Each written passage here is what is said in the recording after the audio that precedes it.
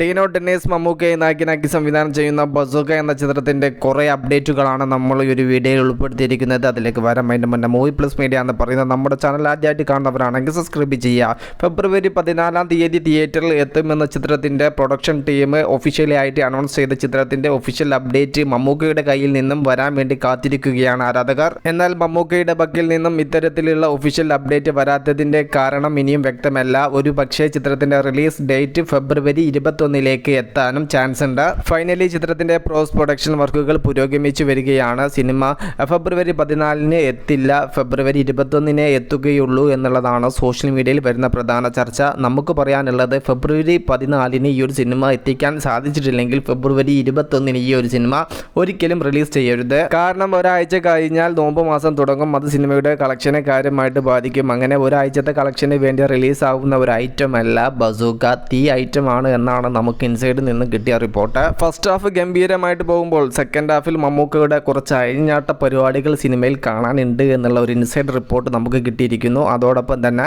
ഇത് മലയാള സിനിമയിൽ ഇതുവരെ കാണാത്ത രീതിയിലുള്ള ഒരു പുതിയ പാറ്റേൺ സ്റ്റൈൽ തന്നെയാണ് സിനിമയുടെ മേക്കിങ്ങിൽ പിടിച്ചിരിക്കുന്നത് എന്നാണ് അറിയാൻ സാധിച്ചിരിക്കുന്നത്. അതുകൊണ്ട് തന്നെ സിനിമ പൂർണ്ണമായും ഓരോ സീനും വീക്ഷിച്ചു കൊണ്ടിരിക്കണം. അതിൽ നിന്നും ശ്രദ്ധ മാറിക്കഴിഞ്ഞാൽ സിനിമയുടെ കഥ മനസ്സിലാവാൻ സാധിക്കില്ല എന്നുള്ള റിപ്പോർട്ടും കൂടെ വന്നിരിക്കുന്നു.